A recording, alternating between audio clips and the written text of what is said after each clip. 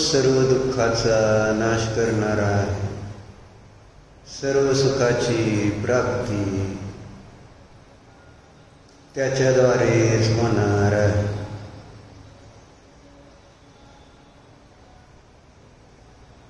कारण इथं कोणी दुसरं पर आपल्याला दुःखी सुखी करू शकत नाही ही चर्चा पण पाहिली. दुसरा कोणीतरी मला सुखी करतो, दुसरा कोणीतरी मला दुःखी करतो, अशी जर गोष्ट झाली तर या जगात सुख राहणारच नाही.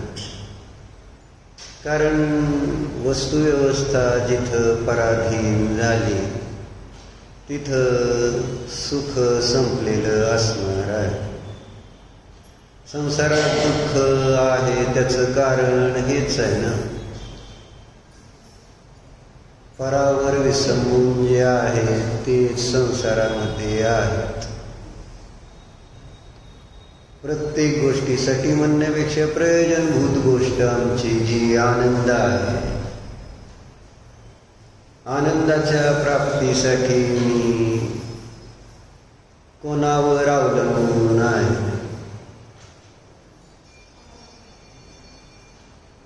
संसारावस्थेमध्ये अज्ञानी जीव वस्तू स्वभावाला ओळखत नाही, स्वतःला ओळखत नाही. बाबा मी जीवच आनंद स्वभावी आहे हे जाणत नाही. आणि मग ते जीव काय करतायत, आनंदासाठी पराचा आश्रय घेतात आणि त्यामुळंच दुःखी आहेत. परतंत्रता, पराधीनता हीच मूळ दुःखाचं कारण आहे.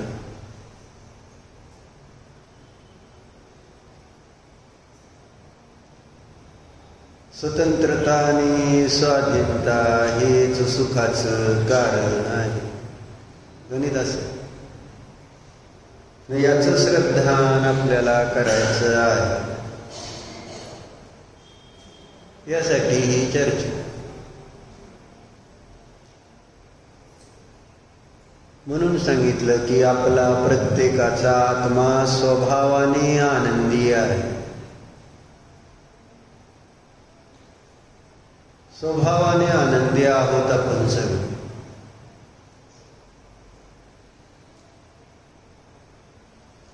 प्रवचनसारमध्ये यासाठी गाथा आहे. प्रवचनसार या तिथं समोर आहे बघा, खालच्या ओळीत पहिलं पुस्तक आहे, समोरच आहे. हे काय इकडच्या कोपऱ्यातलं खालचं 65, 66, 67 आणि 68 4 गाथा आहेत, ज्यामध्ये कुंदकुंदाचार्य आनंद आमच्या आत्म्याचा स्वभाव आहे हे सिद्ध करून दाखवण्याचा प्रयत्न करतात.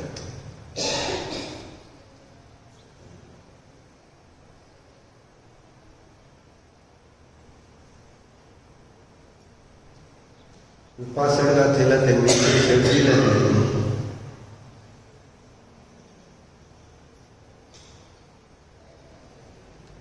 अथ मुक्तात्मसुख प्रसिद्धे शरीरस्य सुख साधनतां प्रतिहंती. आता मुक्त जीवांच्या सुखाच्या सिद्धीसाठी शरीर सुखाचे साधन आहे या मान्यतेचा निषेध करतात. काय? मुक्त जीवांना जे सुख आहे ते शरीर व इंद्रियांशिवाय आहे ही बाब स्पष्टपणे लक्षात यावी यासाठी संसारावस्थेमध्ये सुद्धा शरीरादी ही सुखाची साधने नाही हे सांगतात. काय सांगायचे? मुक्त जीवांच्या सुखाची सिद्धी करण्याचा हेतू काय? आम्हाला पण इथं वर्तमानामध्ये जे काही सुख येतंय ते शरीर आणि इंद्रियाद्वारे नाही हे समजून सांगायचं. जर मुक्त जीवांना सुख शरीराशिवाय इंद्रियांशिवाय आहे तर मग इथं सुद्धा आम्हाला जे सुख प्राप्त होतंय ते शरीरामुळे आणि इंद्रियांमुळे नाही. त्याची चर्चा याच्यामध्ये करायचा प्रयत्न आहे. बघा काय पप्पा इठे विषये हासे समस्ये सहावेन परिणमानो अप्पा स्वयमेव सुखं नवति देहो.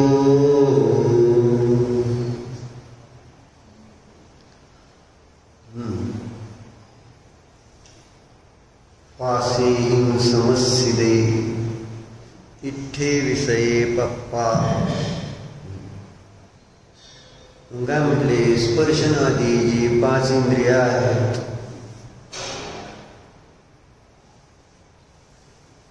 स्पर्शनेंद्रिय, रसनेंद्रिय, ग्रहणेंद्रिय, चक्षुरेंद्रिय, कर्मेंद्रिय 5 इंद्रिय आहेत ना.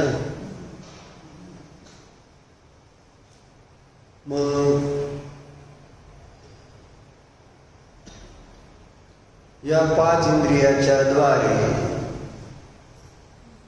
हा जीव कशाचा आश्रय घेतो? कशाचा आश्रय घेतो? 5 इंद्रियांच्या द्वारे हा जीव कशाचा आश्रय घेतो? जीवाला इष्ट असणाऱ्या विषयांचा, आवडणाऱ्या विषयांचा त्या त्या इंद्रियांच्या द्वारे तो आश्रय घेतो. इष्ट पप्पा इठ्ठे, इठ्ठे म्हटलं ना, इठ्ठे पप्पा, इष्ट विषयांना प्राप्त करतो. आवडणाऱ्या विषय, आवडते विषय कोणते आहेत आपले?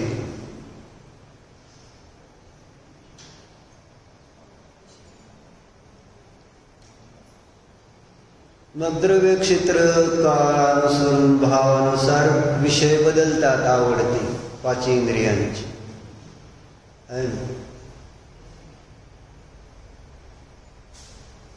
विशिष्ट एक वस्तूच इष्ट आहे प्रत्येक वेळेस असं काही नाही. क्षेत्र बदललं, काळ बदलला. आज आपण मनुष्य आहे तर आपल्याला इष्ट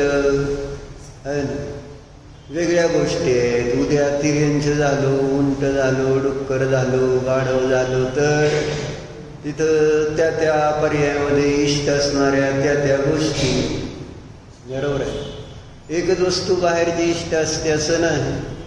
मग याला याच्या पर्यायानुसार याला जे चांगलं वाईट इंद्रियांना, जसं आपण बघतो इथं सुद्धा घरामध्ये वेगवेगळ्या जीवांच्या वेगवेगळ्या आवडी दिसून पडतात का नाही? एकसारखी आवड आहे का सगळ्यांची घरात? जेवताना असो, कपडे घालताना असो, प्रत्येक गोष्टीमध्ये आवड निवड वेगवेगळी दिसून येते. म्हणून कपडे सगळे वेगवेगळे दिसतात. असं सरळ गणित. इष्ट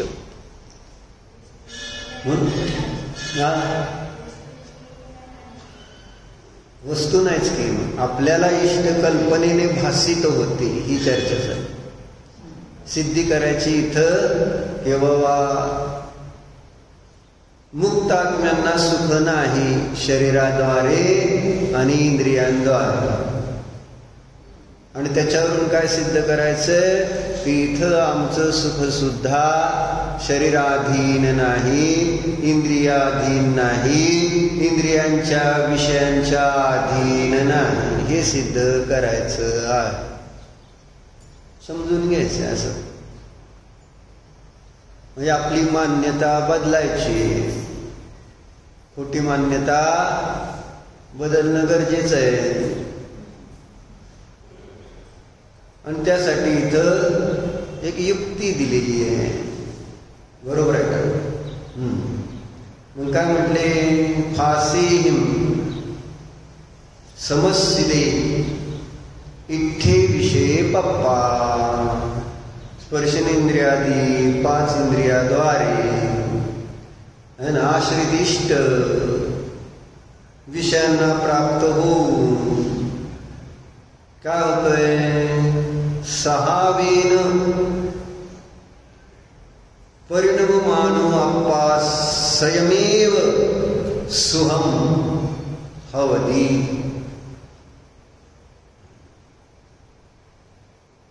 पाच इंद्रियाच्या द्वारे इष्ट विषयांचा आश्रय करून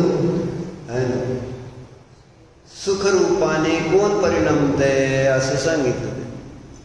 कोण सुखरूपाने परिणमलं? सहावेनं शब्द वापरला. आणि आत्मा कसा आहे? स्वभावाने परिणामी आहे. प्रत्येक द्रव्य स्वभावाने परिणामी आहे. परिणमन होत आहे. मग सहावेन परिणममानो अप्पा, स्वभावाने परिणमन करणारा हा आत्मा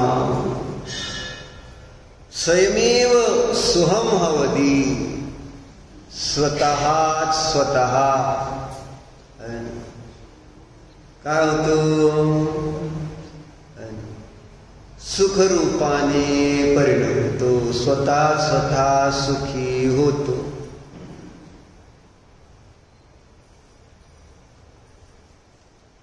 न हवती देहो न देहो. देह सुखरूप होत नाही.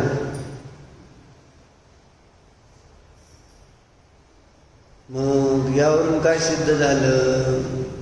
यावरून काय सिद्ध? सुखरूपाने आत्मा परिणमला. सुखरूपाने शरीर परिणमलेलं नाही. केव्हा विशाल? केव्हा? जेव्हा शरीरवाला जीव इंद्रियांच्या द्वारे विषयांचा आश्रय, इष्ट विषयांचा आश्रय करतो, तेव्हा तिथं तो सुखरूपाने परिणमतो असं म्हटलंय ना. सुखरूपाने केव्हा परिणमन होतं आमचं? आमच्या इंद्रियाला इष्ट असणाऱ्या वस्तूंची प्राप्ती झाली असताना तिथं सुखरूपाने परिणमन दिसतं. सुखाची अनुभूती येताना दिसते का नाही? म्हणून मग इथं यावरून तिथं काय सांगायचं त्यांना? सुखरूपाने आत्मा परिणमलेला आहे स्वतःच. स्वयमेव शब्द वापरला ना, स्वतःच आत्मा सुखरूपाने आणि कसा? स्वभावाने. दोन शब्द वापरले, स्वयमेव आणि सहावेन. स्वतःच स्वभावाने सुखरूपाने परिणमतो. देह स्वतःच स्वभावाने सुखरूपाने परिणमित नाही. लक्षात येते?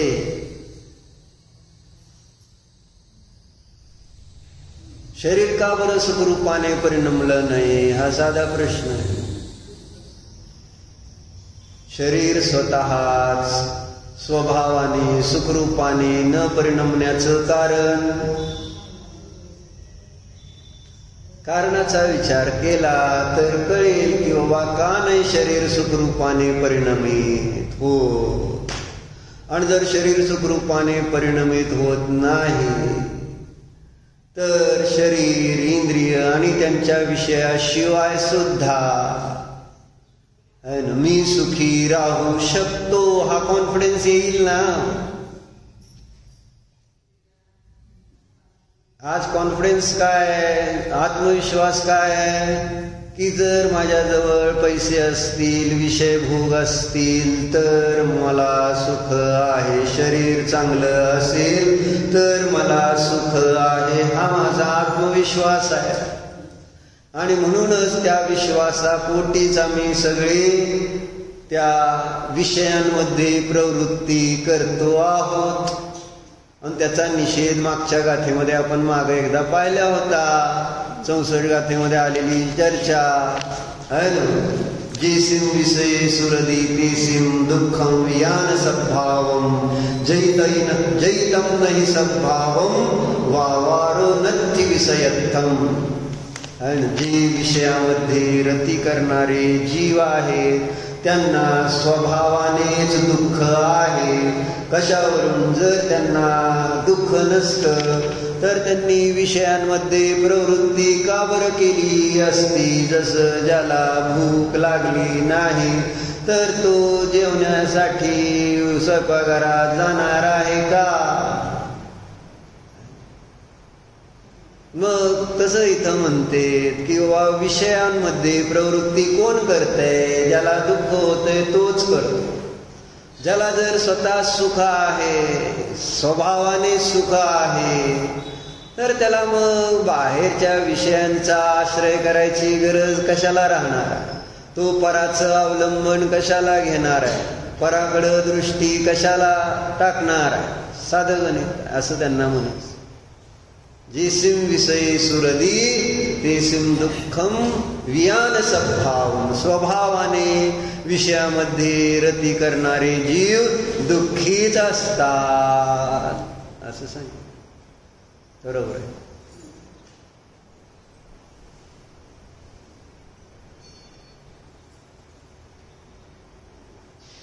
दुःखी असल्याशिवाय विषयांमध्ये व्यापार दिसून येत नाही हे सांगितलं.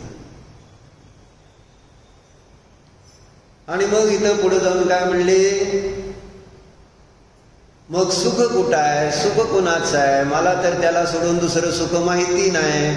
विषयामध्ये प्रवृत्ती केल्यानंतरच मला सुख वाटत होतं, पण तुम्ही त्याला दुःख सिद्ध करून दाखवलंय. रोगी आहे तोच डॉक्टरकडे जाणार आहे, निरोगी डॉक्टरकडे जातोय का?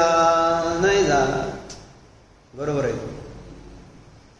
काही रोग नाही डॉक्टरकडे तुम्ही जात नाही. तसं इथं त्यांनी सिद्ध करून दाखवलं. कोण दुःखी आहे? जे विषयामध्ये प्रवृत्ती करतात ते नियमान दुःखी आहे. आणि अन्यथा अनुपत्ती हेतून सिद्ध करून दाखवलं. जर तसं नसतं तर ते विषयामध्ये प्रवृत्ती केलीच नसते. मग आपण देवदर्शन केलं. मग देवदर्शन केल्यावर आपल्याला समजलं का की देवाची विषयामध्ये प्रवृत्ती का नाही, माझी विषयांमध्ये प्रवृत्ती का आहे?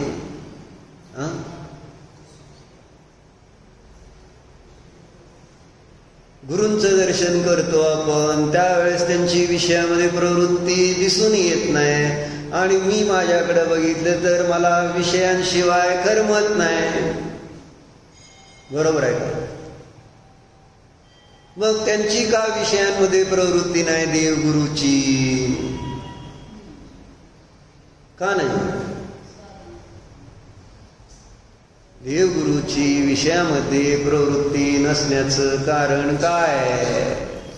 ह्याच्यावर कधी विचार करायचा आहे का नको?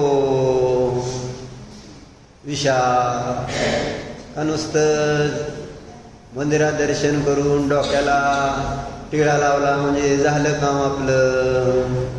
विचार तर करा की का बाबा देव विषय भोगामध्ये किंवा त्यांच्याजवळ ते साधन दिसून का येत नाही? निर्वस्त्र, दिगंबर, निसंग अशी त्यांची ती अंतर्मुख मुद्रा. काय मग काय सांगते? विषयामध्ये का प्रवृत्ती करता हा कधी आपल्याला त्यांच्याकडून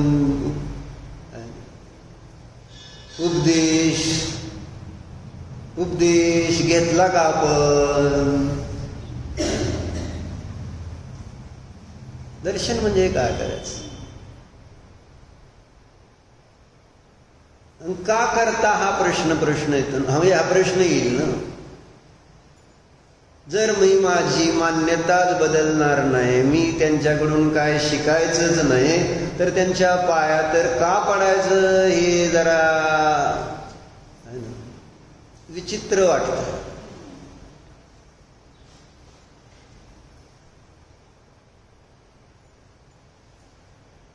नाही का?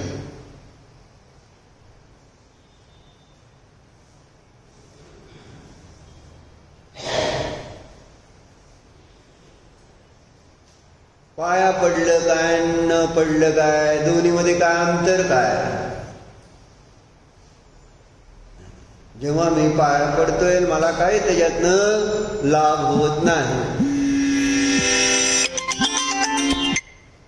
पाया पडतो आणि काहीही लाभ होत नाही देवाच्या. जेव्हा तर पाया पडलं नाही पडलं फरक काय झाला? पाया पडल्यानंतर आपल्याला काहीतरी लाभ व्हायला पाहिजे का नको?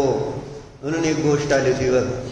म्हणजे नमस्काराचं महत्व सांगताना महाभारतातली घटना आहे. काय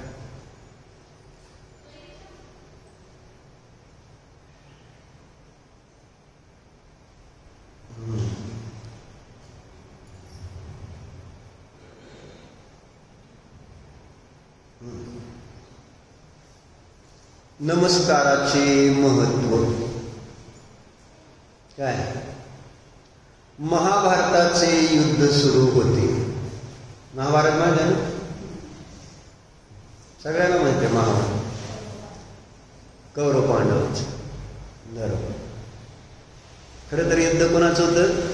कौरव पांडवाचं होतं का?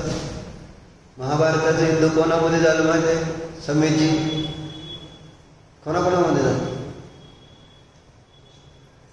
कृष्ण आणि जरासंधामध्ये झालेलं ते युद्ध आहे. खरं तर कौरव पांडव मध्ये आले, परंतु युद्ध होतं नारायण आणि प्रतिनारायण. आणि महाभारताच्या काळामध्ये तिथं नारायण आणि प्रतिनारायण, कृष्ण आणि जरासंध. जसं लक्ष्मण आणि रावणात युद्ध झालं होतं, राम रावणामध्ये नव्हे. बरं, पण आता ती एक आहे ना रूढ पद्धती, अन्यमतवादीच्या अपेक्षेने तीच कथन वाचणं, पाहणं, ऐकणं, त्यामुळं असं आपली मान्यता झाली. पण वस्तुस्थिती जिनधर्मानुसार अशी एक माहिती तुम्हाला असावी म्हणून जैन झालाय त्यासाठी. महाभारताचं युद्ध सुरू होतं. कशासाठी सांगतोय अर्पिता? गोष्ट का वाचायला लागलं? नमस्काराचं महत्व सांगत होतं. बरोबर आहे, नमस्काराचे महत्व शीर्षकच आहे. प्रकरण कुठून निघालं होतं विशाल? आपण नमस्कार करतो, त्याच्यातनं आपल्याला लाभ काय होतो, आणि जर लाभ होत नाही तर मग ते पाया पडणं आणि न पडणं एकसारखं होणार नाही का? नमस्कार केलाय, करताय, तर काहीतरी त्याच्यातनं उपलब्धी करून घेण्यासारखी असली पाहिजे. तुम्ही झुकताय, असं झुकताय का तुम्ही कधी? पुष्पाय का नाही सगळे तुम्ही, झुकेगा नाही साला, म्हणजे असं असतं का नाही? मला सांग, बायको समोर वागतो का तू विशाल? म्हणजे तिथं बरोबर बायको बरोबर असेल, आपण चुकलो असेल तरी सुद्धा तिथं असतं का नाही तसं, झुकेगा नाही?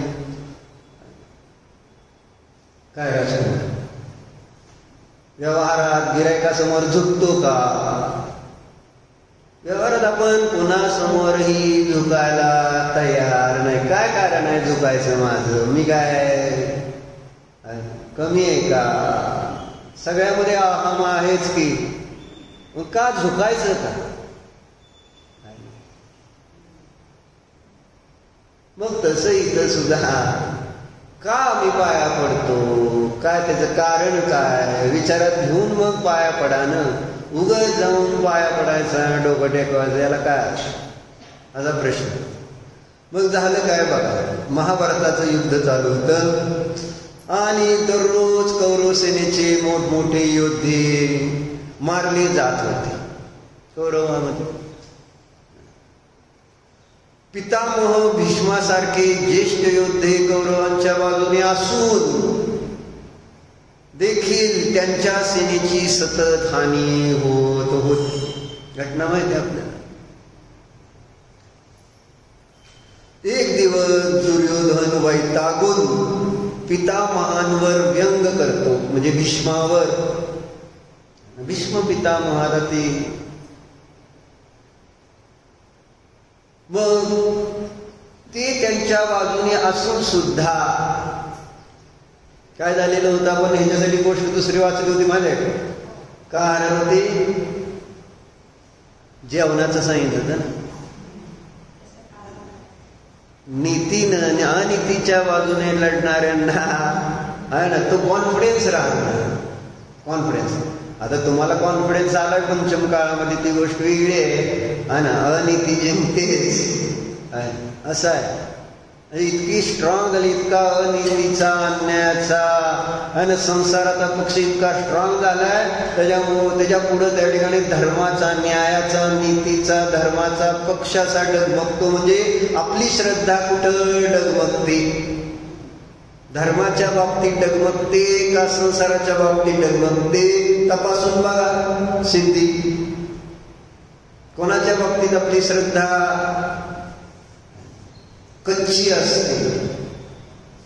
कोणाच्या? धर्माच्या बाबतीत पक्की आहे का कच्ची आहे? आणि संसाराच्या बाबतीत पक्की आहे का कच्ची? कोणाच्या बाबतीत असते? सुरेश काका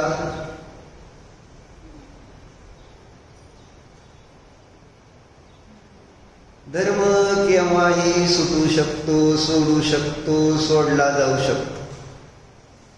वेळ प्रसंग बघून तुमचा गळा जर दाबला अर्ध्या रात्री येऊन आहे ना मी, तर तुम्ही काय काय नमोकार पुत्र म्हणणार का मला सोडा म्हणून माझ्या पाया पडणार? करणार काय? काय करणार?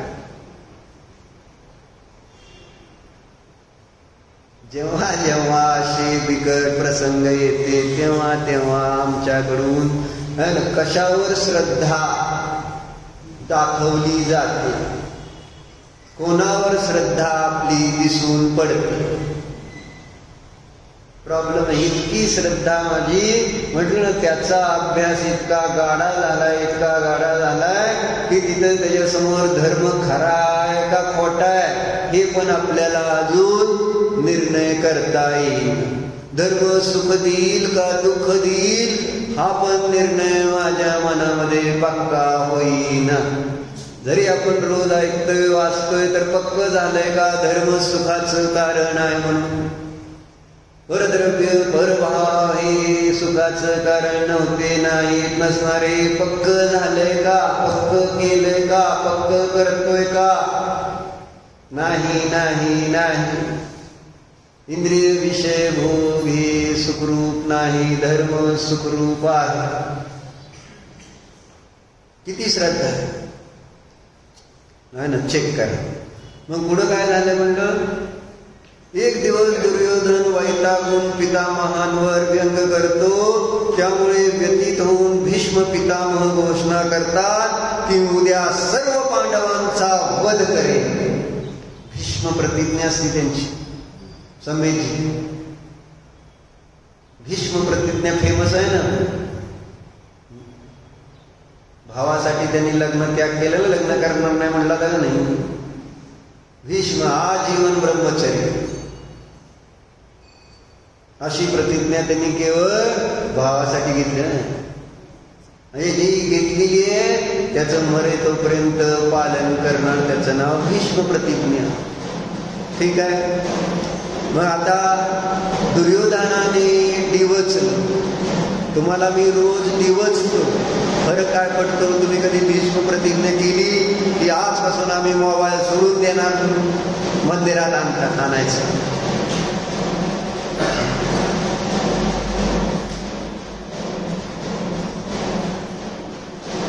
म्हणजे निदान मंदिरात येताना तर आपल्याला आणायची अनिवार्यता नाही. आपण एवढी प्रतिज्ञा करू शकतो का नाही, घरातून मंदिरात जास्तोपर्यंत आणि मंदिरातून घरी येतोपर्यंत माझा मोबाईलचा त्याग, अशी प्रतिज्ञा करता येईल नाही आपल्याला. आणि मोबाईल वापरलाच काय, कुणाला तुम्हाला शास्त्र प्रवचन ऐकवायचं असेल ही गोष्ट वेगळी.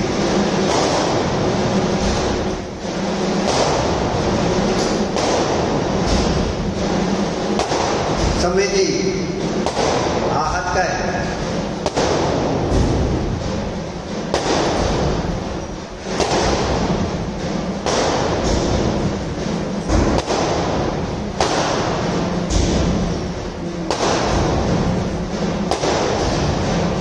काय झालं? दुर्योधनाने व्यंग केलं तर भीष्माला पण भीष्माचा अहंकार दुखवला. दुसरं काय नाही झालं डॉक्टर. म्हणजे तुम्हाला समजलं कोण? म्हणजे त्यांनी असं म्हटलं असेल की तुमच्यासारखं असून सुद्धा रोज आपल्या योद्ध्यानं आपले सैनिक मारले जाते आणि मग तुमचं काय असं काय जे काय बोलला असेल तू. द्रौपदीने व्यंग केलं महाभारतात, बरोबर आहे. म्हणजे अंधे का पुत्र आणला म्हणून एवढंच बोलला तू बोलली आणि केवढा मोठा गोंधळ झाला. इथं केवळ काय म्हटला दुर्योधन, तुम्ही असताना रोज आपलं असं होत नाही, काय उपयोग? एवढंच नुसतं बोललं तर अहंकाराला ठेस पोचली. आणि प्रतिज्ञा काय इतके दिवस काय म्हणत होता, बरं असू दे, चाललंय असं काय धडाडीनं युद्ध करायची तयारी नव्हती. पण आज काय प्रतिज्ञा करतोय तो, आणि उद्याच दिवस उद्या संध्याकाळपर्यंत एक पांडव जिवंत राहणार. दिवसल्यानंतर काय नाही, मग ते चांगला आहे वाईट आहे हा विषय नाही. त्याला माहित होतं भीष्माला की पांडवाची बाजू बरोबर आहे, सगळं आहे. पण आता माझा अहंकार दुखवलाय ना, मग त्याच्यासमोर पांडव क्या चीज. तिथं देव करू धर्म सुद्धा राहत नाही अहंकारासमोर. एकदा अहंकार त्या ठिकाणी थोडासा आणि डिवचला गेला पाहिजे, मग संपलं. पण तुमचा अहंकार इथं किती जरी केला तरी डिवचला जात नाही. हीच तिची विशेषता आहे. मग कशामुळे दुखवला जात नाही हेच कळलं नाही. कारण माझा अहम अजून माझ्यामध्ये आला नाही. त्यामुळं मला या माझ्या अहंकाराला खरं तर ठेस पोहोचेल. जर मला कळलं मी भगवान आहे, माझी अवस्था, मी कोण, जेव्हा माझ्यामध्ये ही जर है ना ही जागृती आली, मी कोणतरी मोठा आहे आणि मला हे असं करतोय. तिथं आपल्याला वर्णिजीचं उदाहरण किती वेळा बघितलं. क्षत्रिय आणि एक शूद्र भांडण करते आणि क्षुद्राचा मुलगा तो आहे, तो त्या क्षत्रियाच्या छातीवर बसलाय. तिकडून येणारा एक ब्राह्मण म्हटला, अरे काय तू म्हणला, तू क्षत्रिय असून असा खाली लोळतोय, मी क्षत्रिय आणि क्षुद्र हा. लगेच एका मिनिटात कुठनं ताकद आली, अहम डिवचला गेला. आणि तर रोज रोज म्हणजे मला डिवचलं जाते, माझ्यावर व्यंग केलं जातं का नाही. सगळी हे बाहेरचे पदार्थ, शरीर, संसार, भोगाच्या अपेक्षेने माझी जी स्तुती निंदा केली जाते, तेव्हा ते सगळं व्यंग मानून आपण त्याच्यातून मुक्त होण्यासाठी प्रतिज्ञा करतो का? आपल्याला त्याच्याबद्दल काय खेद खंत वाटतो का? इथं तर भीष्माला खेद वाटला. अरे हे दुर्योधन मला असं म्हणतोय. प्रतिज्ञा काय केली बाहुबलीबाई? काय प्रतिज्ञा केली? मी उद्या सर्व पांडवांचा वध करेन. गोष्ट कशासाठी वाचतोय सांगा? डोक्यात काय नाही. नमस्काराचं महत्व वाचतोय म्हणजे ती डोक्यात नाही ना, पुस्तकातच आहे. बरं निदान लिहिलंय त्याच्यामुळे तुम्हाला कळलं तर हो हे नमस्कारासाठी गोष्ट वाचतोय म्हणून झालं. ही प्रतिज्ञा केली. प्रतिज्ञा केल्यानंतर ही गोष्ट आहे ना वाऱ्यासारखी सगळीकडे ती बातमी पसरली आहे ना. काय बातमी पसरली की भारताने तिथं POK मध्ये स्ट्राईक केलाय. बातमी पसरली की नाही सगळीकडे? सगळ्या जणांनी बातम्या बघितल्या का नाही? मग ही बातमी उद्या पांडवांचा वध करेन आणि कोण म्हटलंय? भीष्म. मग झालं. त्यांच्या घोषणेची बातमी पांडवांच्या शिबिरात पोहोचतात. पांडवांची अस्वस्थता वाढली, कारण भीष्माच्या क्षमतेबाबत सर्वांनाच कल्पना होती. आता ते म्हटले आणि त्यांची जी आणि योग्यता आहे ती सगळ्यांना माहिती झाले. पांडवांची अस्वस्थता त्यांच्या लक्षात येतात. तेवढ्यात श्रीकृष्ण शिबिरात दाखल झाले.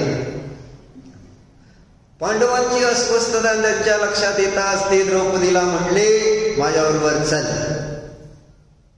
द्रौपदी माझ्यासोबत चल म्हटले. द्रौपदीला सोबत घेऊन श्रीकृष्ण पितामहांच्या कक्षात पोहोचले. ती वेळ रात्रीची होती. स्वतः बाहेर उभारून ते द्रौपदीला म्हणाले की आज जाऊन पितामहांना प्रणाम कर. काय कृष्णाने काय केलं?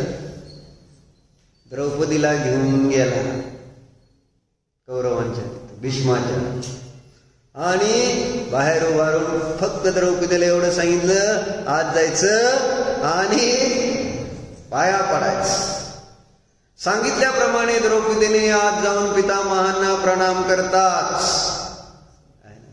अखंड सौभाग्यवती भव. तुम्हाला माहित आहे सगळं, तुम्ही भीष्म दिसताय सगळे. त्या द्रौपदीला आशीर्वाद काय दिला गेला? विशाल नमस्कार.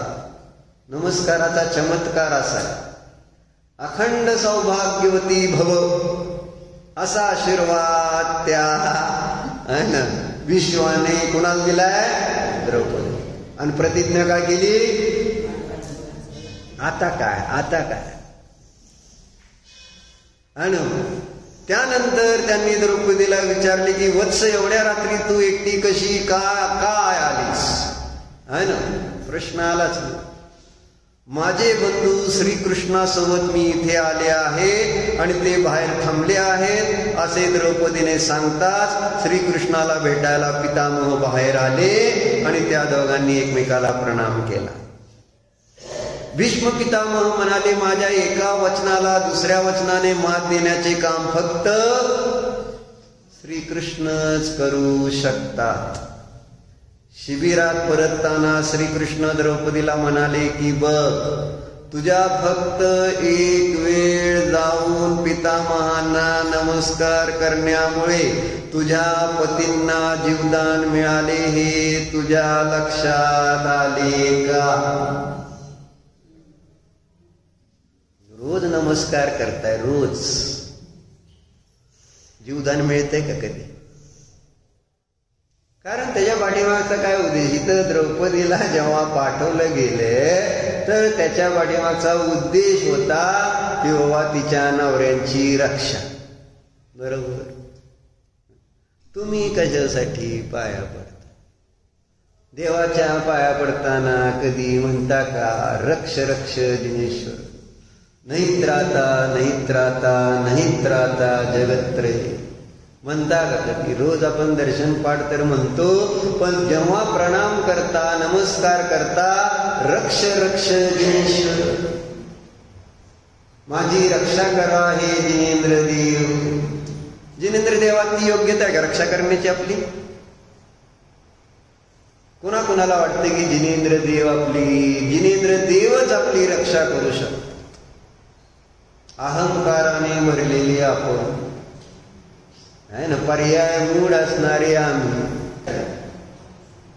जीवनदानासाठी मला जीवनदान मी मागतो का? आणि आपल्याला नकोय का जीवनदान? सांगा.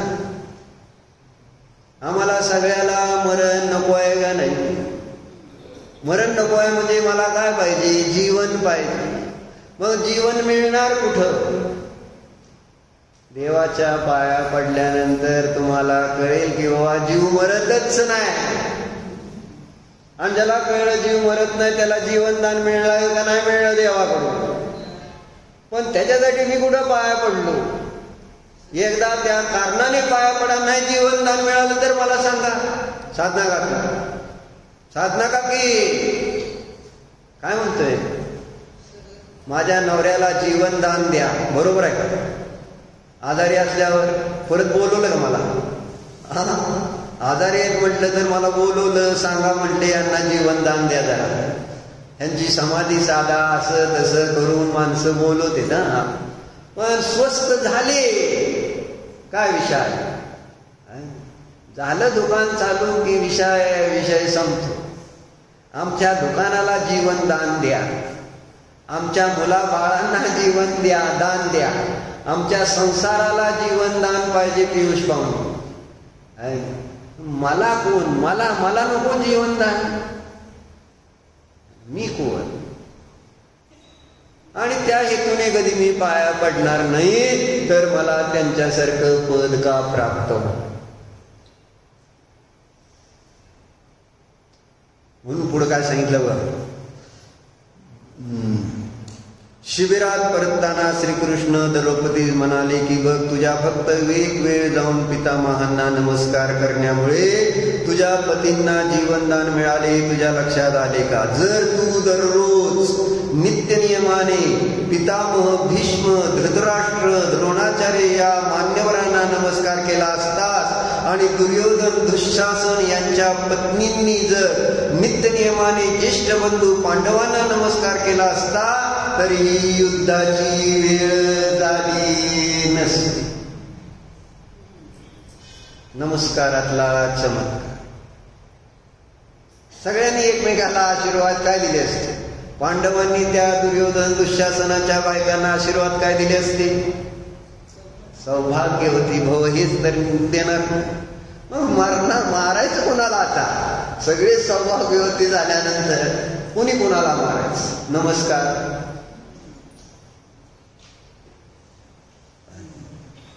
अशी असते नमस्कार आणि आशीर्वादाची शक्ती.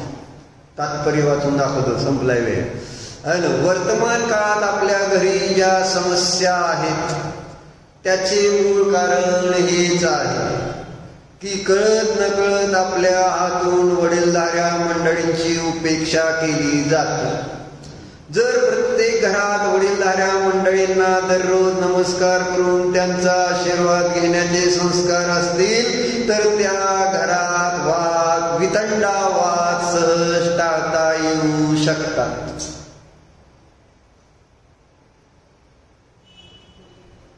काय अस्मिताच आहे. मोठ्या जावांना, तुमच्यापेक्षा मोठी जाव आहे का नाही, नमस्कार करून बघा चमत्कार काय होतोय. काय सासूबाई पण आहेत. वडीलधाऱ्या मंडळींचा हा जो विनय आहे, त्या विनयाच्या अभावातच आज मुलांची दुर्दशा दिसते. आणि म्हणून बरेच जण मोठे स्वतःला मोठं व्हायचं नसतं किंवा काही वेगवेगळ्या कारणाने, आणि म्हणून नको माझ्या पाया पडू नका, माझ्या पाया पडू नका. मोठे झालेले असतील, बारकी पाया पडायला लागली ते माझ्या पाया, कारण माझ्या पाया पडलं की असं वाटतं की मी फार मोठा म्हातारा झालो. कारण पाया लहानांच्या कोण पडत नाही, कोणाच्या पडतं, मोठ्यांच्या. आणि कोणाला मोठं व्हायचं नसतं. पाया पडायला लागल्यानंतर बरेच जण नको नको नको नको नको पाया पडव, आणि मी काय एवढा मोठा आहे काय, मोठा म्हणजे म्हातारा आहे काय, हा अभिमान. परंतु लहान जेव्हा पाया पडतो तर नियमानं काय करायला पाहिजे, मोठ्यांनी आशीर्वाद दिला पाहिजे. म्हणजे पाया पडून घेतलं पाहिजे. आणि पाया पडून घेता जर आमची एक जबाबदारी येते की त्या मुलांना तशा प्रकारचे संस्कार, त्या छोट्यांना तशा प्रकारचे संस्कार देणे. फुकट पाया नाही पडायचं. आणि त्यांची पण जबाबदारी येते, देवाची पण जबाबदारी येते, गुरूंची पण जबाबदारी येते. पाया पडलाय ना, मग याचं आता कल्याण केलं पाहिजे, फुकट नाही. म्हणून सांगितलं मोठ्यांचा आशीर्वाद सहज टाळता येऊ शकतात. असे घर स्वर्ग बनू शकते. मोठ्यांचा आशीर्वाद हे एक असे कवच आहे की ज्याला कुठलेही शत्रू भेदू शकत नाही. मोठ्यांचा आशीर्वाद. मग जसं त्या कुत्र्याबरोबर मालक असल्यानंतर कुठल्याही गल्लीत गेले तर कुत्रन मालक बरोबर असले तर घाबरत नाही भुंकायला. मोठ्यांचा आशीर्वाद लागतो कुठलंही काम करताना, व्यवहारातलं सुद्धा असं. जर मोठ्यांचा आशीर्वाद असेल तर तिथं ते कवच म्हणून सांगितलं. आणि ते कवच केव्हा आपल्याला प्राप्त होणार, कर्णाला कवच कुंडल प्राप्त झाली ना, मग आपल्याला केव्हा प्राप्त होणार विशाल, केव्हा प्राप्त होणार कवच, विशाल कवच केव्हा प्राप्त होणार. अरे नमस्कार केल्यानंतर एवढंच उत्तर विचारलं, तेवढंच सांगायचंय तुला, काय मी दुसरं विचारतोय का. नमस्कार असं कवच कुंडल आहे की तुम्ही त्या ठिकाणी सुरक्षित आहात. जोपर्यंत कवच कुंडल होतं तोपर्यंत कर्णाला कोणी मारू शकला डाक्टर. म्हणून मोठ्यांचे आशीर्वाद महत्वाचे असतात, आपल्याला दुःखीत होऊ देत नाहीत. आणि ही गोष्ट मला त्या पाया पडत असताना लक्षात यायला नको की मी आता देवाच्या पाया पडतोय म्हणजे मला देवाकडून असं कवच मिळतंय की मला आता जगात कोणीही दुःखी करू शकत. बघा काय घडतंय. पण असलं काय नाहीच ना. आणि मग पहिला पाडा 55 बाहेर पडलं तरी इथनंच कवच, इथंच देवाचं तुमचं तुमच्याजवळ राहू दे बाबा, माझं तुमचं दे, अडचणी. मग आता पुढं बघा. मोठ्यांचा आशीर्वाद हे एक असे कवच आहे की ज्याला कुठलेही शस्त्र भेदू शकत नाही. कारण आता ते हेतू दिले. कारण नमस्कारात प्रेम आहे, नमस्कारात विनय आहे, नमस्कारात अनुशासन आहे, नमस्कार आदर शिकवतो, नमस्कारामुळे मनात सुविचार येतात, नमस्कारामुळे क्रोध नष्ट होतो, नमस्कारामुळे अहंकार नष्ट होतो, नमस्कारात शीतलता आहे, नमस्कार अश्रू पुसण्याचे काम करतो, नमस्कार आपली संस्कृती आहे. हा संस्कृती, नमस्कार ही आपली संस्कृती आहे. या संस्कृतीचे आपण जतन केले पाहिजे. सर्वांना माझा नमस्कार असो. ओम नमः. भूप्रभो मनोचिंतायन करितनोदन सर्व समर्पण क्रोधमान मायालो प्रमादित्य देवी भवंचर माझ्याकडून गुरुभवत हरेश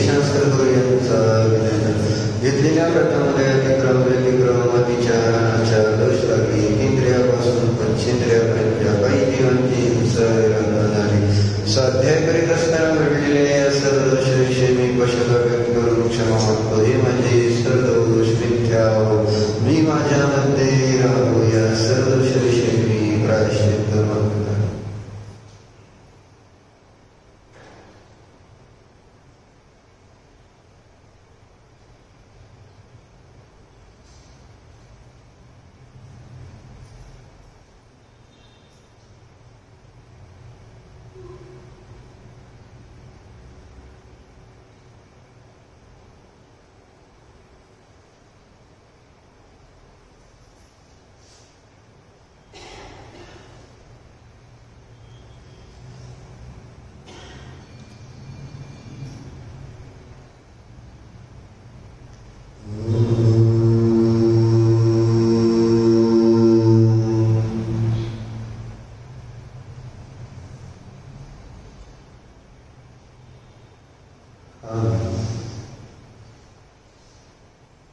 स्वयं स्वभावात सुरक्षित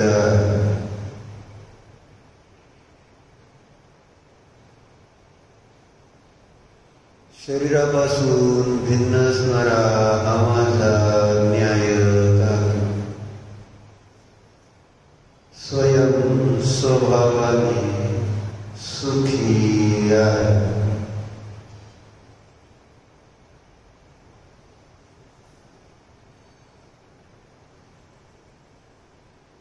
सुख बाह्य गोष्टींमध्ये नाहीच. शरीर विषय यामध्ये सुख नाहीच.